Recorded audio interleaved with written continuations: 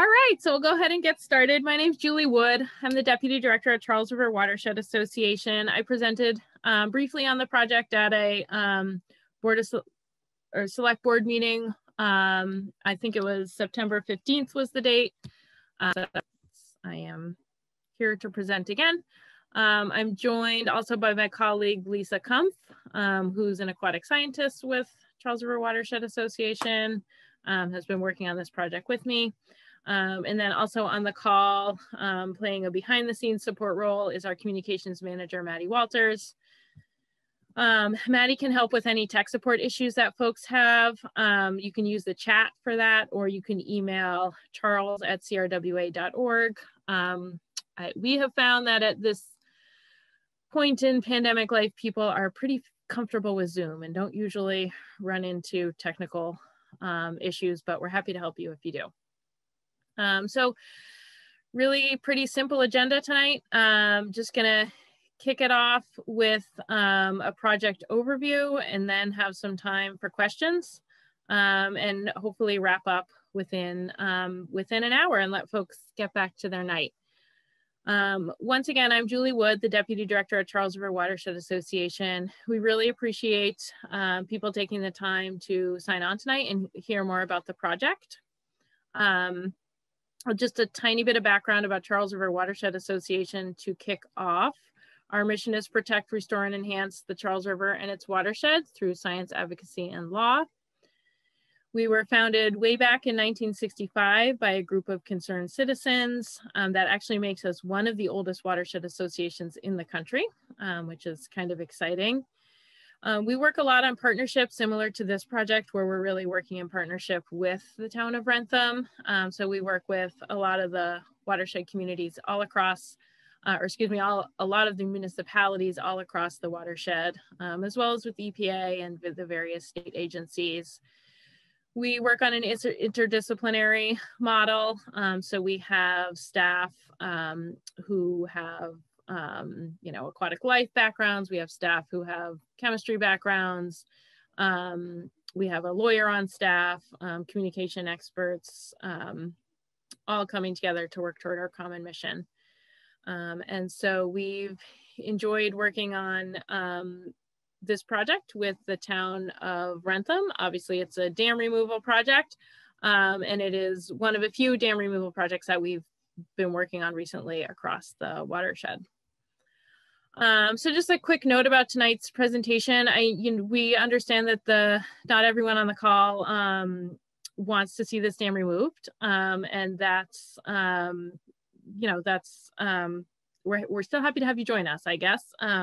And that's certainly a valid opinion, and we appreciate you coming on tonight to hopefully learn a little more.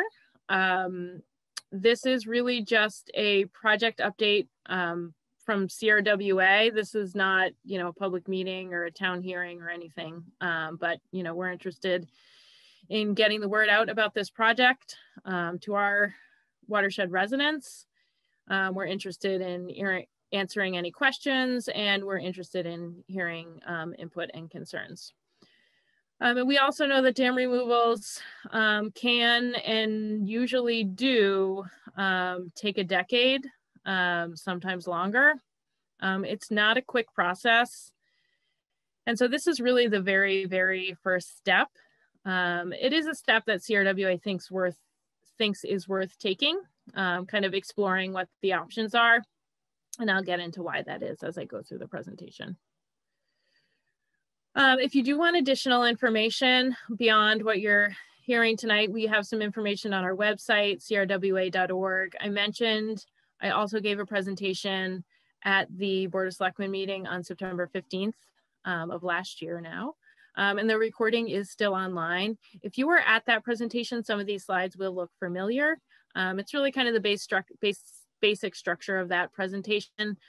Since this is a little bit longer, I kind of expanded and added a few more details, but it's pretty similar if you were on that. Okay, so just as background, Eagle Dam is located between Red Dam, which is the dam that makes Lake Pearl, and Route 140. So just quick little Google map markup there. So everybody hopefully is familiar with the spot. We got a lot of great information from the Wrentham Historical Commission. And so I really thank them for all the information they provided. They were really our main source for information on this area, and they had a wealth of information. And my understanding is they may even have more information forthcoming since they've been doing a lot of research on Lake Pearl, which is great. So we may even learn more from them as we continue to go through this project. But the area was believed to be a salmon fishing spot for Native Americans. Pretty hard to believe now, but at one point the salmon could make it all the way up from the ocean, all the way up this far into the watershed, because back then there really weren't any dams. Our understanding of the current structure is that was constructed in the 1800s to power a corn mill. We do understand from the Wrentham Historical Commission that there was a dam built in the 1660s really nearby this location, and apparently that is still visible if folks go diving in Lake Pearl. That's what I've heard. Again, this, weird, these are mostly accounts that we have received from the Historical Commission. Again, records indicating the dam has breached multiple times. We have good records from I don't know about good records, but some records from 1876, a lot of records from the 1968 breach.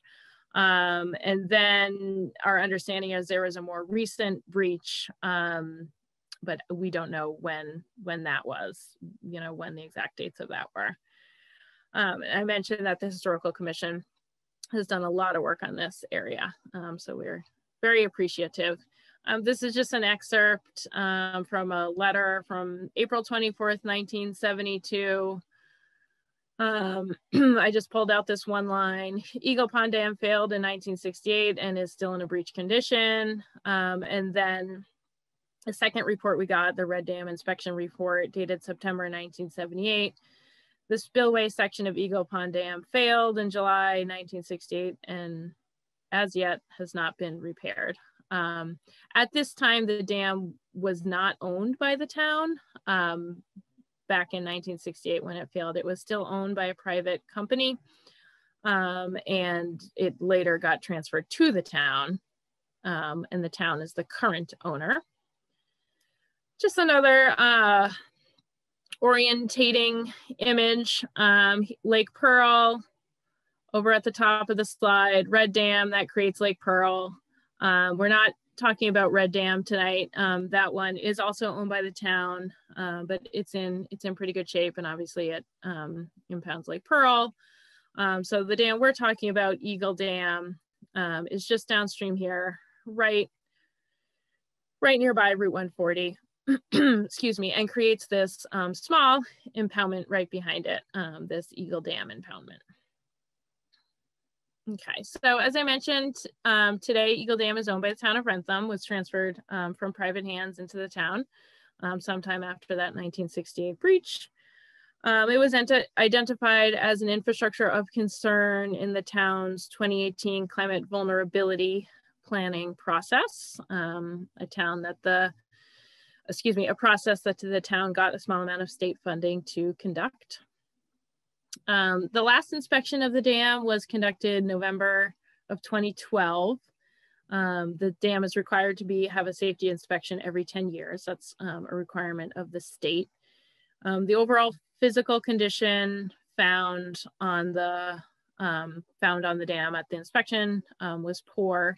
The following major deficiencies were noted: the failure of the spillway, severe erosion of the embankments left of the spillway, and an overgrown vegetation, inclusive of large trees. And that the vegetation and large trees undermining the integrities of dams is an issue we see on it's an issue we've seen on every dam project we've worked on. just because sometimes these things, you know, the tree roots will just grow bigger and bigger and grow into the base of the dam. And a lot of the dams that we have in New England are earthen dams that were built a long time ago. And then just some recommendations from that pair report, you know, basically breached or fully reconstructed to new design standards is the recommendation from the report. It did note that immediate downstream location of 140 could indicate a significant hazard potential if studies identified that a dam washout could overtop Route 140. That might kind of change the rating of the dam from low hazard to significant hazard potential.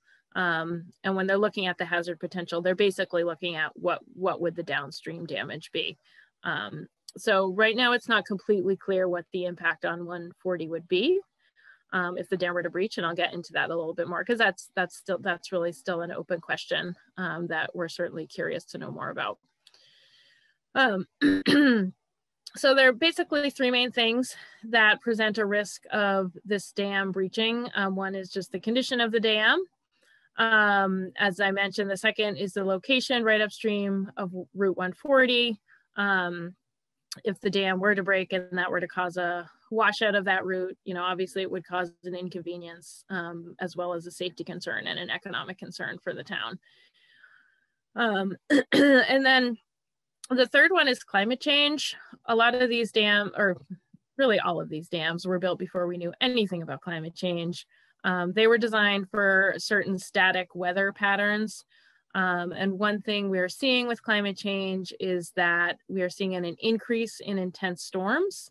And we are likely to see more of an increase in intense storms. I just copied this table from the Resilient Massachusetts Action Team, which is the team at the state level implementing their climate action plan. You know, just noting that these design events, so the 2-year storm or 10-year storm or 25-year storm or 100-year storm, whichever one, you know, these various, you know, design storm events, they're all growing, and the 100-year storm events and the larger storm events are really growing, you know, kind of at the largest rate. So these are the kind of storms you would worry about, these extreme events. These are the ones that are likely to cause, you know, a dam washout or any sort of real significant damage. So the fact that those are increasing at a fairly rapid rate does pose a concern for some of these older dams that just weren't designed with that kind of water volume and force coming over them in mind. So the current study that we're working on was funded actually back in 2019 now, and the town was awarded $46,000 to conduct an initial feasibility study assessment. So basically, the town, having identified the dam as a potential infrastructure of concern in their vulnerability assessment, allowed them to access this funding to kind of look a little further at this dam and try to understand what are their options, basically. So this is really the first study, the first step in that, getting to know a little bit more about the dam, understanding what's behind the dam a little bit better. And we've also learned just some sort of basic facts about the condition of the dam, looked a little bit more into the history of the dam, getting the conversation out into the community, which is what, you know, tonight is all about, and other presentations. And so this is the current project that we're on now. Like I said, it started in 2019. It was supposed to end this summer, but due to COVID-19, it was really hard,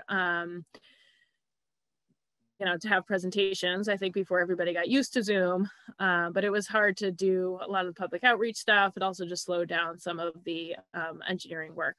So the project actually got extended all the way to June 2021. So the project team is the town of Wrentham, spearheaded by the DPW, although we meet with the planning and conservation and Parks and Recs folks as well. us, Charles River Watershed Association, and then our technical consultant ESS group. Okay, so phase one is basically what I'm calling, this phase I just described that we started in 2019 and are continuing to work on. So it was really to sort of answer the question, are there major technical barriers to removing this dam if the town wanted to pursue that? In the initial study, we really didn't find any major technical barriers. Soil sampling and some initial modeling of brook flow, and I'll go into detail a little bit more on those in the next slide. We conducted water quality monitoring. It revealed pretty poor habitat conditions upstream of the dam, moderate conditions downstream. We actually had the initial monitoring was conducted early in the project. Since it got extended, we actually had some groups go out again this fall. And so we'll get some data results from that as well. We did determine that the actual height of the dam was higher than was previously documented. And that really is just because of the technical definition of how you're supposed to measure the dam. When the engineering consultant on this team came in, they reassessed that and looked at that. So the dam is now measuring 12 feet in height, whereas previously documented as 8 feet. But it didn't actually grow. It was just a more precise measurement and really following the guidelines from the state on how that should be measured more precisely. And then, as I mentioned, community input. So we did an abutter survey. We have a project website. I mentioned the presentation. And then we've gotten a lot of emails recently. And I think the article that was in Wrentham Wicked Local helped get the word out. And so we've been hearing from more folks lately, which is good. So getting into just a tiny bit more detail on the sediment sampling that was conducted in September 2019.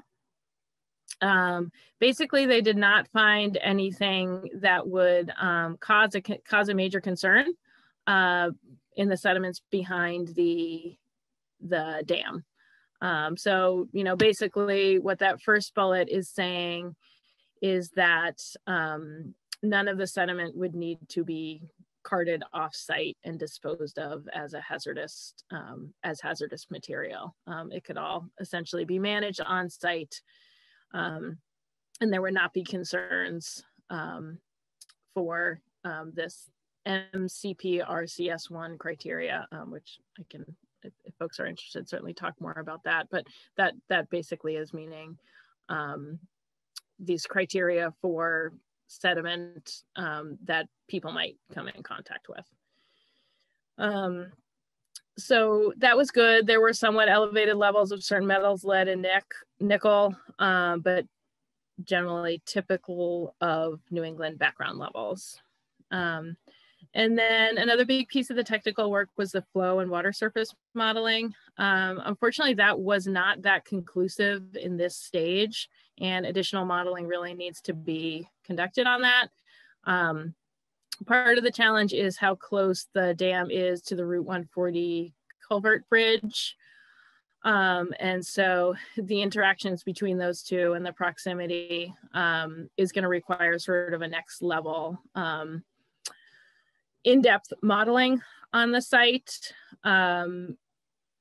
Ideally would be done in coordination with MassDOT, and looking at that flow under different climate conditions. There may be some issues there under future climate conditions, kind of regardless of the dam. So that kind of needs to be looked at a little bit more closely. We don't know yet. And then abutter concerns, this is what we heard from the survey. Lots of concerns, or the three primary concerns were changes in aesthetic, bugs and odor post-removal, and then changes in property value. Obviously, these are abutters who live right next to the impoundment. And then additional comments, value of the existing pond for recreational use, beauty, and then don't know what the impacts on existing wildlife would be. There was a concern raised about the chemicals in the sediment.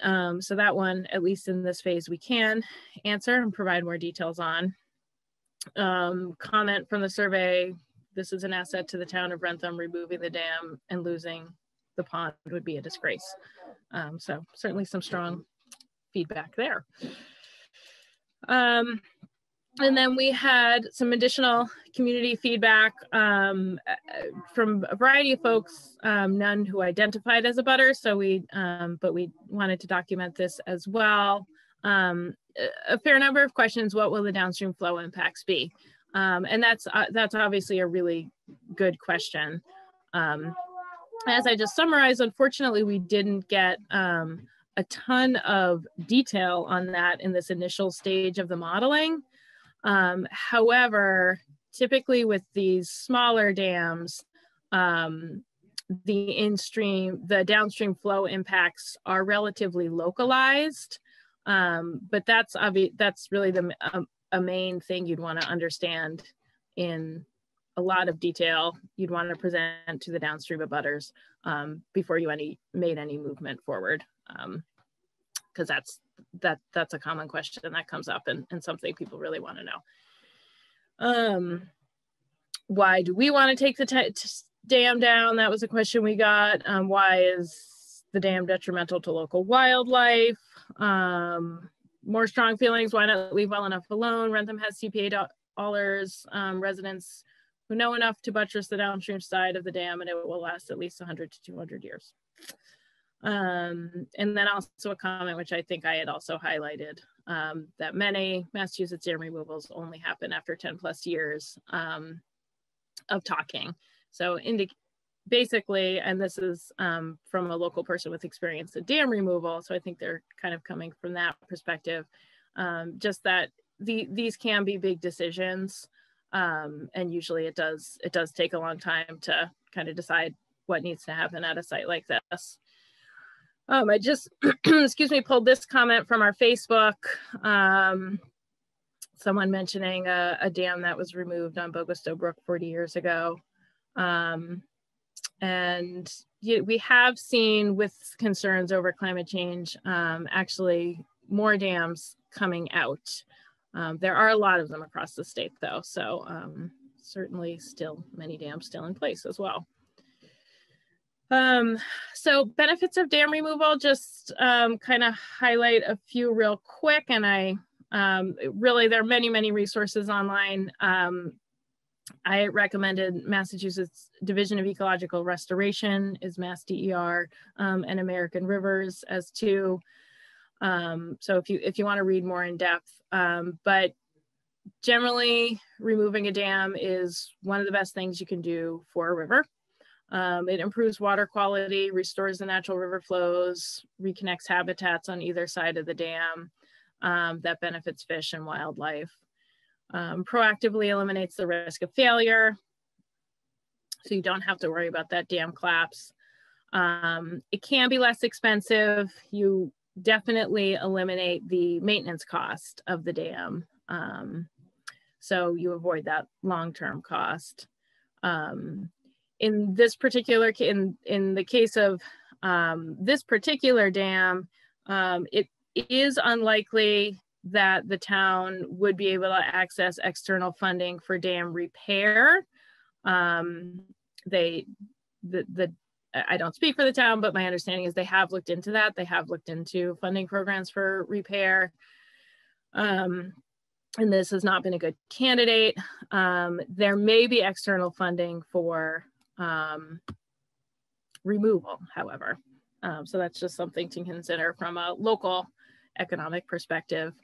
You know, certainly you potentially there could be a repair with private funds. So that is an option.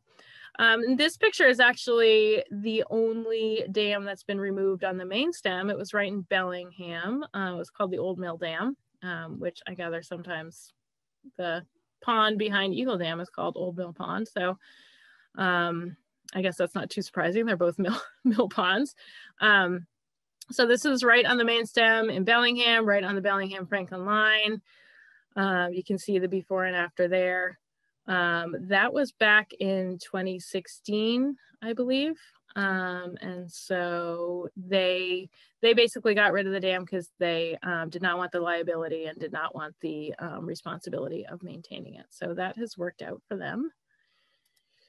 Okay, and just wrapping up my presentation here. So the next step's really continuing this community conversation, you know, tonight and going forward, you know, and with the town. Obviously this is an ongoing issue that the town is engaged in. Again, before any decision was made, we would really need more detailed understanding of existing and future flow conditions on the site. So really understanding kind of what's going on now and potential extreme storms.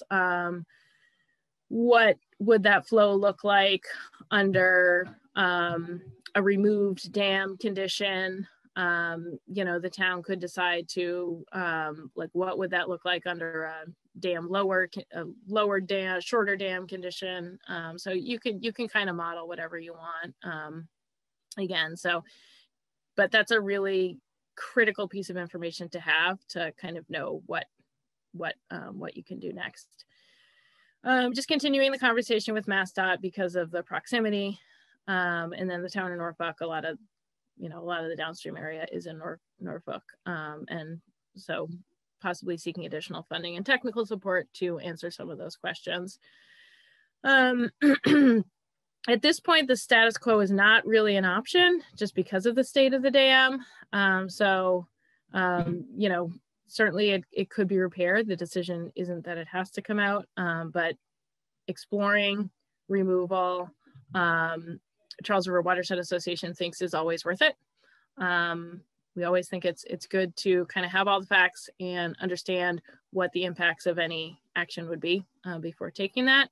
And because dam removal is a positive environmental action, we were happy to be part of exploring that with the town and are happy to continue to do that going forward as the town is interested. I already mentioned, you know, external funding for dam repair can be hard to come by, you know, other than maybe from a private source.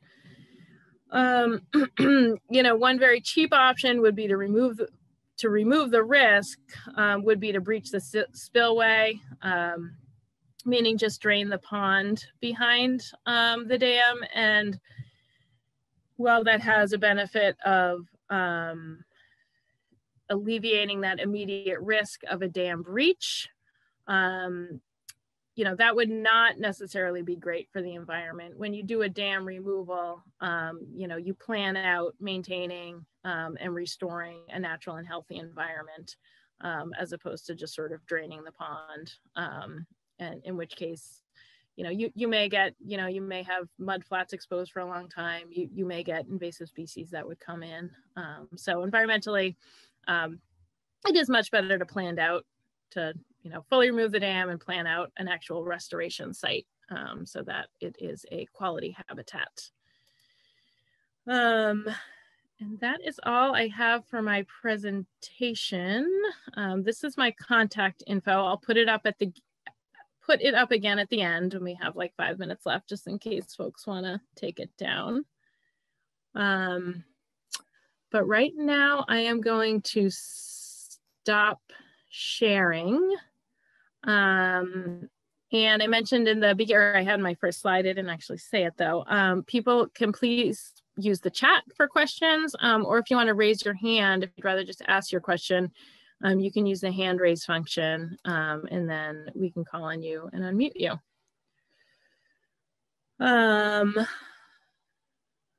Okay. Oh, it looks like we already have some questions in the chat. I can go ahead and start with those. The height is 12 feet. The pond storage volume, I'll have to look that up. I've actually seen a few different numbers on that in our research. Breach in the 2000s over top 140. Not that I have heard, but I don't know. I have not talked to anyone directly who is involved, who has indicated that one way or the other. I don't know. My understanding is there is sometimes some flooding on 140.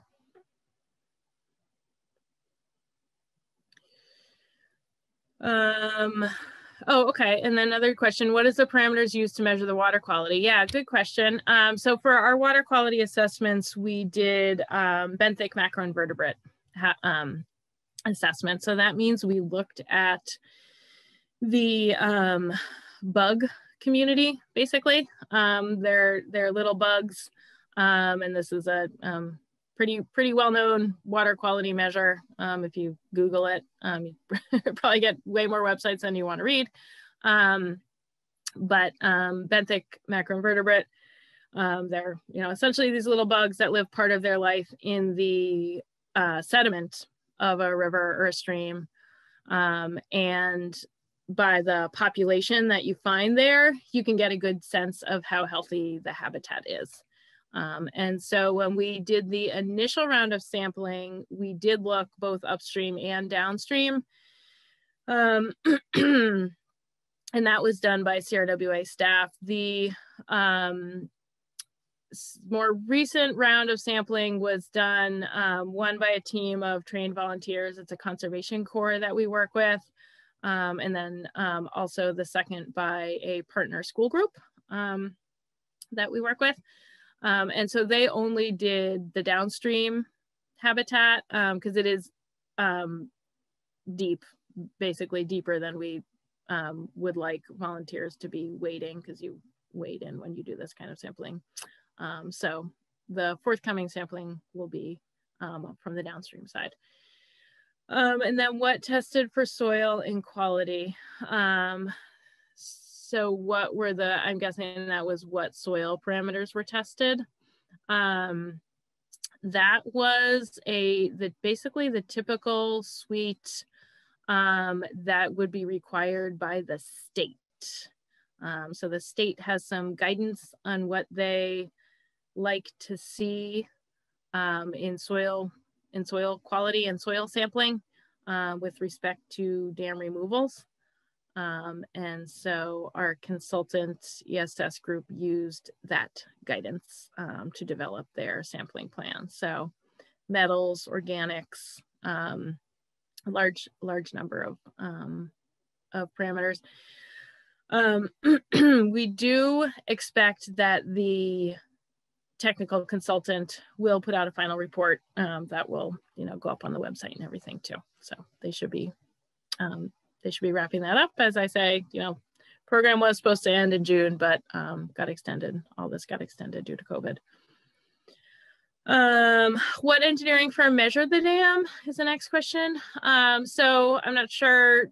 The most recent measurement was done as part of this project with ESS group. If that's not your question, Monica, feel free to chime in.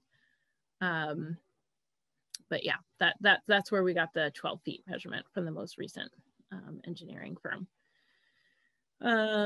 Where does the funding for maintaining the dam come from now, and what does it include? It comes from the town, because the town owns the dam. So obviously it includes getting those inspection reports, and then it would include making any necessary repairs. The state has gotten a little, I'm just sort of talking a little bit more generally to what I've seen in other communities.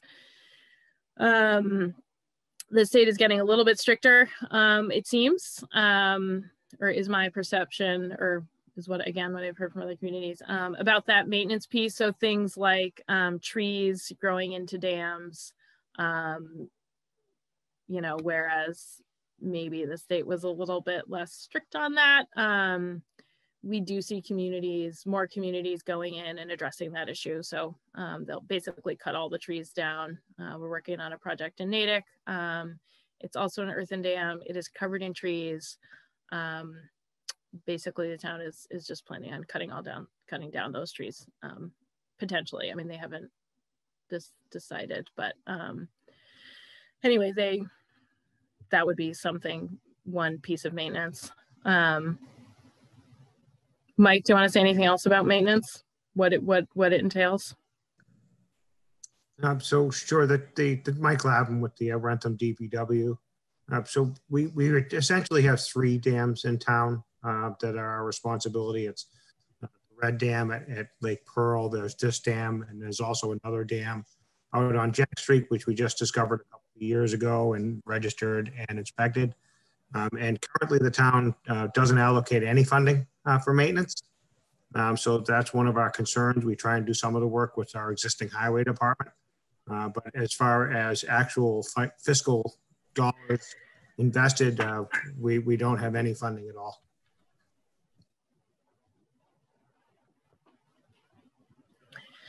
Thank you. This next one, Mike, might best be addressed by you too, but can the town do some basic tree removal of the trees growing in the dam? Presumably. Sure, and that's what we do now up at Red Dam. So we have an active program that prevents them from getting to a size where you have the type of mature root balls that you see in the Eagle Dam. That's the biggest problem we have really with Eagle Dam is the mature root balls in the earthen embankment. So those have grown past a point that simply cutting trees would be a solution. If those root balls actually rot out, just that would cause a breach, as well as the trees themselves in a major storm blowing over. Those could also cause a breach. So, unfortunately, what we're looking at is, decades of neglect. And, that's what we're trying not to do up there at Red Dam. We actually have some work we need to get done up there, but that is what we try and do. But unfortunately, this dam is far past the point where just tree pruning is something that's an option. Thank you. And then Everett, looks like 2 comments from you. You keep talking about a spill, I'm guessing spillway. To my knowledge, there's nothing but rubble there now. Yes. Maybe you're suggesting I'm using spillway as too generous or formal a term to describe. Yeah, definitely the dam, the spillway is not in, or the spillway is in poor repair. So that's, that's one of the big things that kicked this conversation off.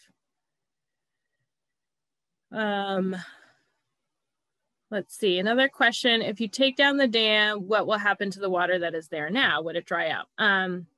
So yeah, this is a really good question. So yes, if you take down the dam is holding some water behind it. And that's what we're calling the impoundment. So that's why, the area of the stream is wider upstream than downstream. So if you take, if the dam were to be removed, that would be less like a pond and more like a stream or wetland. The technical team did do bathymetric measurements upstream, meaning they studied the water depth. And it is a fairly flat pond behind there. And so it is sort of a shallow, flat pond that exists upstream of the dam now. And so, yes, if the dam were to come out, that would be more of a wetland habitat or a stream habitat. It would not fully dry up because that area is fed by flow from over the Red Dam, flow from Lake Pearl. So that water would certainly continue to come into that area. It would just flow more like a stream or, stream pass through a wetland area and then continue into the existing stream channel that exists now downstream of the dam. Julie, can I ask a question about downstream? Yes, I'm not seeing Mike Sawyer. Yes. Yes. So my name is Mike Sawyer. I'm a board member of the Anglers Club downstream. And I'm just curious, as far as, clearing the water out of Eagle Dam at this point, how is that going to affect the beaver dams that are in the downstream spillway at this point prior to reaching our pond? I know there's quite a few, and I'm just wondering, is there any concern of them blowing out? Meaning when the dam is actually breached, or in a condition where there is no dam, would that have any impact on beaver life in the pond? Is that the question? Sort of both. I'm more concerned about sort of the impact of once the water comes downstream, what should we expect?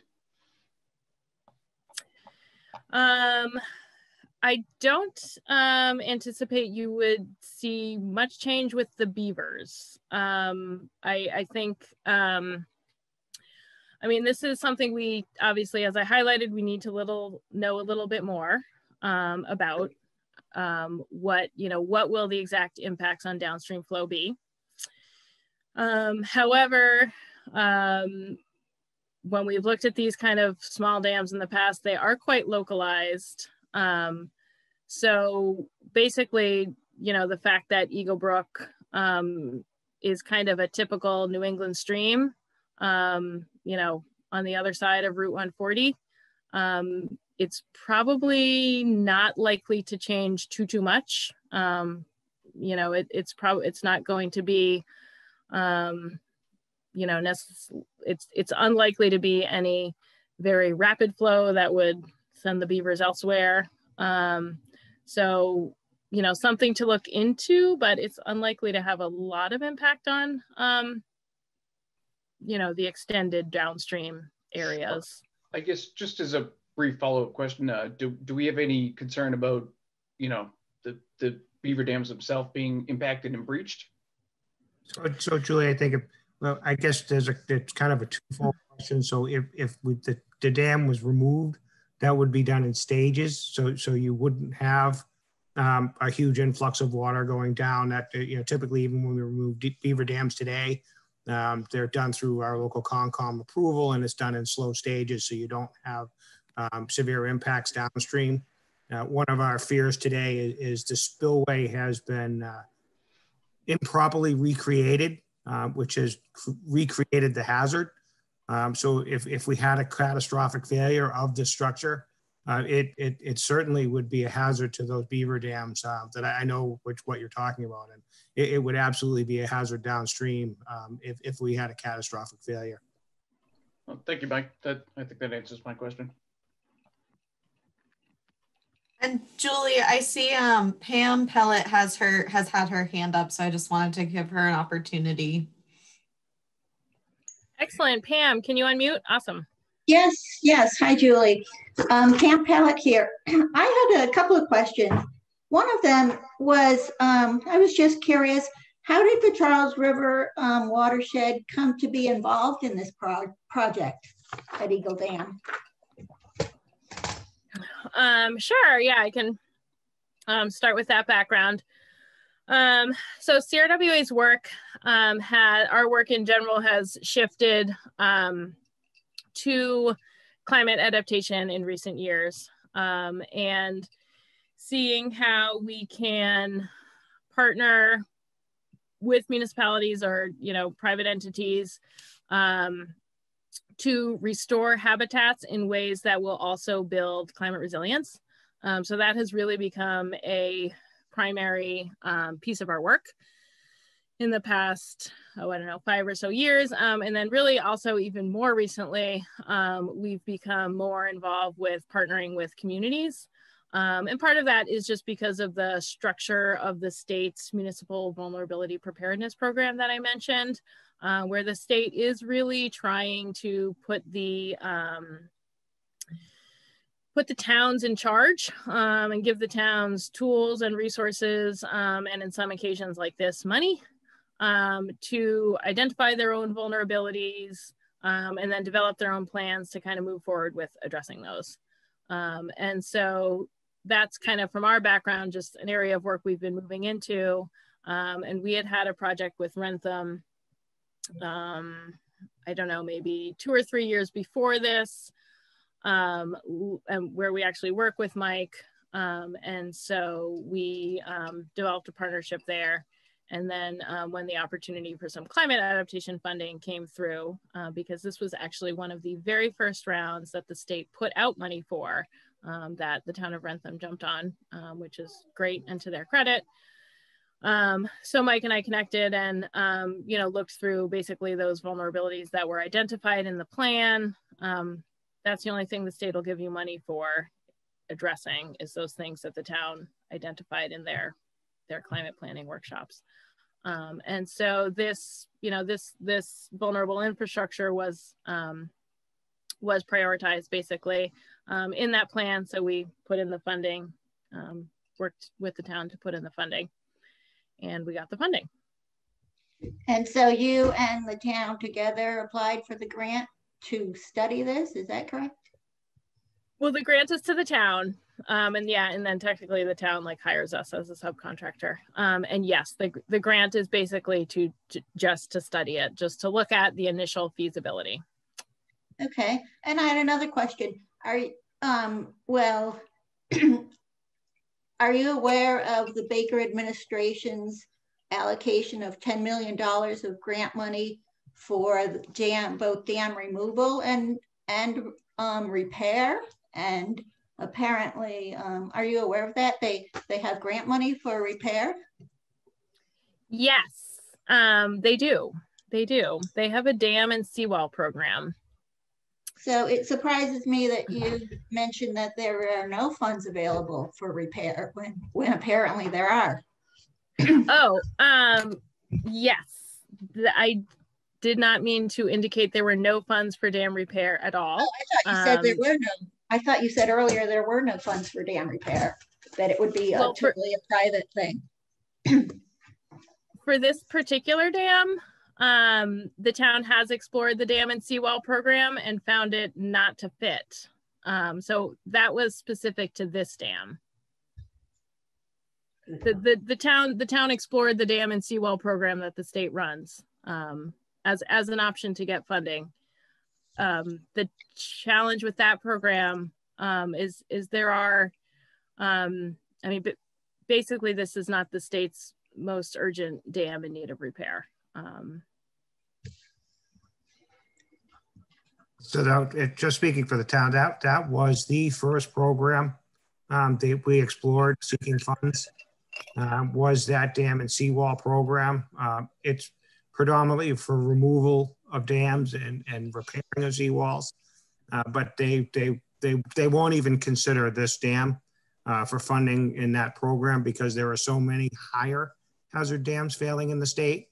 But that was absolutely the first program that we explored looking for funding. And what about other options for fundraising to repair this dam? Because really, when you look at it, it's not that big of a dam, you know, and the benefit that it provides to the townspeople of Wrentham and the surrounding communities is immense. I mean, any day of the week you can drive by and see cars in the parking lot using this area, and to completely remove it seems a total waste of a beautiful spot. I know in the press release that was put out by Charles River, they show a kayaker on a beautiful body of water. And that's apparently, you know, obviously what I saw yesterday was, you know, in an urban environment, I'm guessing Boston, but we have a body of water that people use for recreation right here. And it seems a shame to totally destroy it for really no good reason. I mean, I don't see what the benefit is to the Charles River to add approximately a quarter mile of Eagle Brook, you know, to the I don't know, we even know what to call it, the brook. It would only add minimal amount of brook to the existing. So it just doesn't seem to be any good reason for the removal when people could raise funds. We could look for other sources of funding to repair it. And that seems to be, in my opinion, preferable to the destruction of it. I know that the preservation of the ecosystem is pretty important to me, at least. And I think a lot of people would agree with me in that regard. As sure, far Pam, as, yeah, I think, I mean, we appreciate your thoughts. I understand you're not the only one that feels that way. I would guess you're not the only one in this call that feels this way. And we've certainly heard that. Yeah, our priority is to investigate removing these legacy dams, as we call them, for safety reasons and for ecological reasons when we can. They may not all come out. They will not all have they will not all restore miles and miles of stream length. We understand that.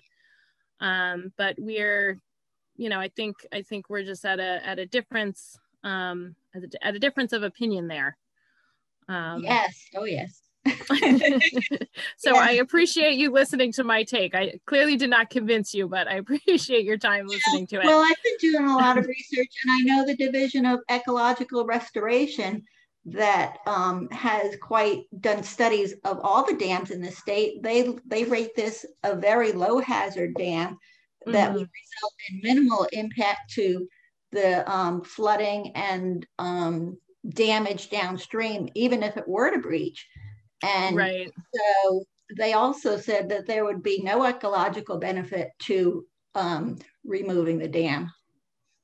Okay, I'm not sure if they would said no, but no ecological benefit. Yeah, they said, well, on the website they said none. Yes, I think I know that they do have a great dam database. I think I know what you're referring to with that. Yes, certainly this is probably, again, also for the funding, as well as, from a state perspective, this dam is not a huge priority. I think that's probably clear. Yeah, but it's an issue with the town. It is an issue that the town has to deal with. So I guess that's basically why the conversation is proceeding. We do have a bunch more questions, and we can share a link to that DER. It is a nice tool that Pam's referencing, and it does provide a lot of info about the dam if others are interested in seeing it. Okay. We said we were going to wrap it at 8, and there is a bunch more questions in the chat. I'm just going to scan, let me see if there's any multiple questions. Let's see. All right, so beavers, I think are a little bit of a separate issue. The beaver dams. I'm gonna print it. Mosquito control. I guess 2 people asked, why is Red Dam attended to and Eagle Dam is not? I mean, I think just priorities. Mike, do you want to jump in on that one? Why is there more maintenance at Red Dam than Eagle Dam? Red Dam is a modern dam that was actually completely replaced during the time frame that we're talking about. So really, we've been given something that we can try and keep up with, even though we have no funding to actually maintain it. But it's not that one is maintained and one is not. It's just one was actually already completely rebuilt, where this one has not been. So it's not that one is maintained and one isn't. It's just one has been rebuilt, allowed us to be able to try and stay ahead of it, so we don't end up in a situation, in 50 years that we're looking at today with Eagle Dam. Okay. Few questions on the beaver dams. I think I will, again, maybe refer folks to the town, or I don't know, or if maybe Julie? if some of their... This is Yes. Sam Sears. Can I say something? Sure, Sam. Can you unmute? Am I unmuted? Yeah. Yeah, we can hear you. As you know, we've had several correspondence, and I appreciate your getting back to me promptly every time, and I appreciate your presentation this evening. I have many points that I would take issue with, but for tonight, I just want to say that I'm very much troubled by the seeming bias that you bring to this project, that you have prejudged several key elements and completely ignored others. The ones that you've prejudged, it seems to me, is that you talk about that the dam, in your words, presents a hazard to downstream residents and infrastructure. I would certainly take issue with that, as the Pear Corporation 2012 report stated. I would also take issue with your conclusion that the dam is detrimental to the Eagle Brook habitat. You gave me an explanation for that, which I found not very persuasive, and it would certainly be a surprise to those who know the pond and know the rich habitat or the wildlife that is present, and that the removal of the waters there would certainly do great harm to that. So it seems to me that rather than making conclusionary statements such as that, it would be best to await further study and more expert analysis of these issues. And there is one issue in particular that you have made no mention of whatsoever, and that is the potential harm to the water supply of the town of Wrentham. The Commonwealth of Massachusetts, in its 2016 report with respect to the Ledgeview development, stated wells 2 and 3 recharge was predominantly derived from the south, Lake Pearl and Eagle Dam. Therefore, the impoundments serve as hydraulic recharge sources to the wells and stabilize the groundwater drawdown cones surrounding the wells. You've made absolutely no reference to that issue whatsoever. And it seems to me it should be included in any discussion and certainly any study. That's yes, all. I would agree with you. The technical consultant did look at that as well. I know the report I think I know the report you're referring to.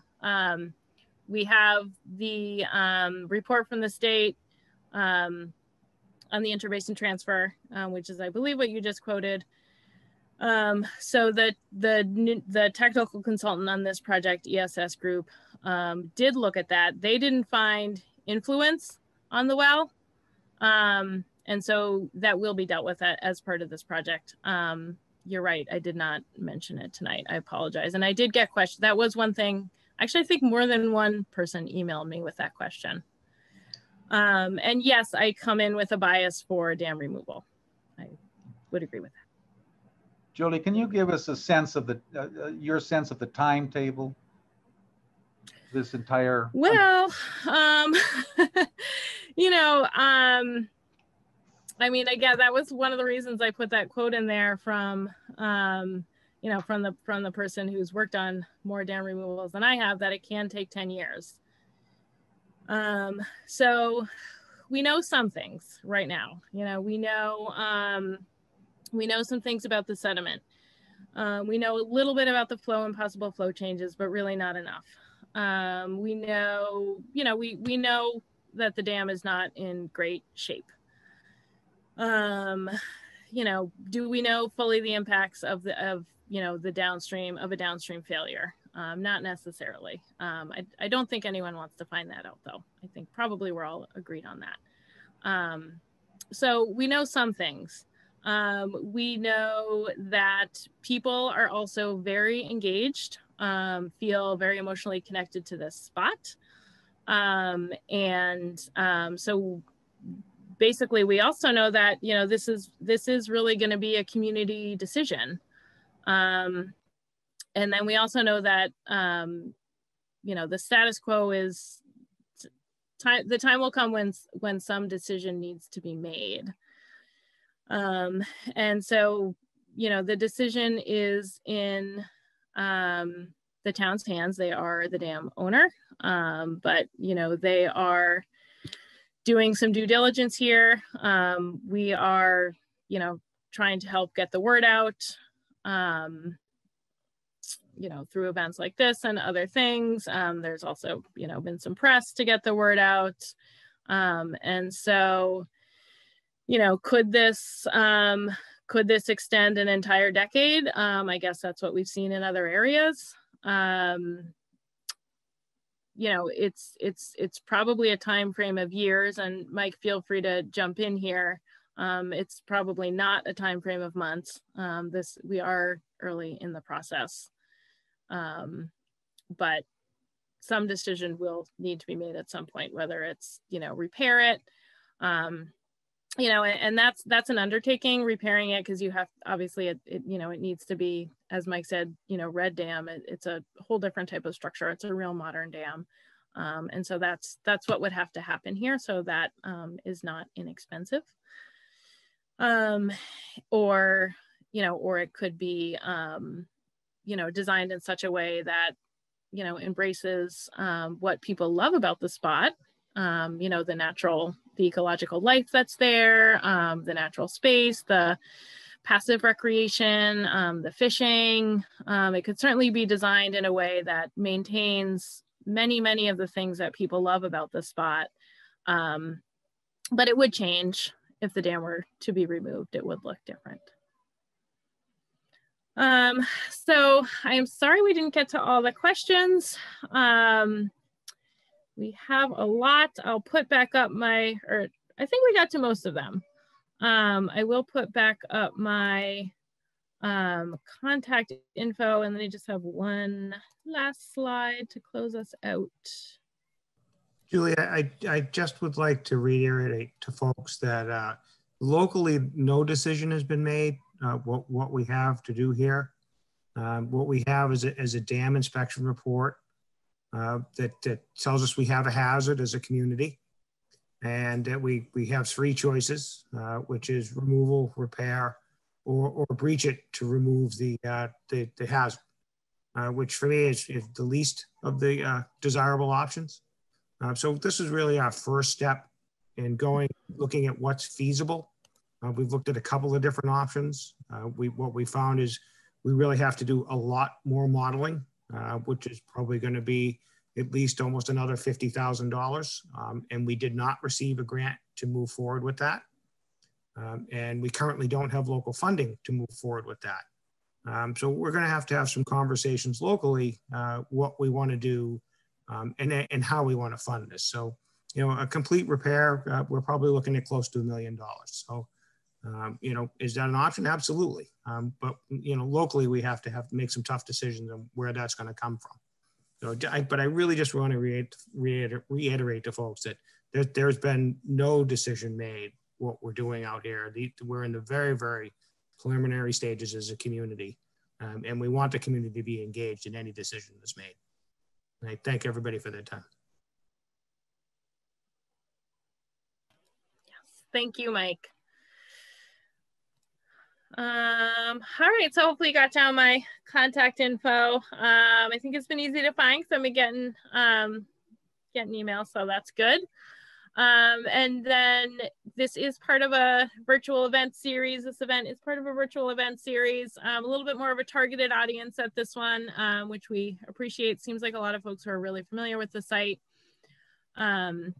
but this is part of Charles River Watershed Association's virtual event series, something we started when we went into COVID. So just a little bit of a plug for the next one, which is a project with 15 communities, but actually Wrentham is one of them. And it's looking at regional scale planning around climate adaptation. So slightly different topic, won't be talking about dams, won't be talking about this dam.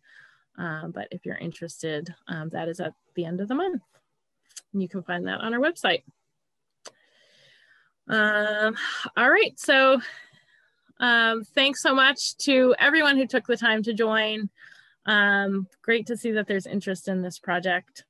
And I think we can probably try and plan to do another one of these updates, especially when we have all the final technical data from our technical team, since a few folks had follow-up questions on the technical stuff. So we'd want to get you those answers. All right, and with that, we will end the meeting. Thank you.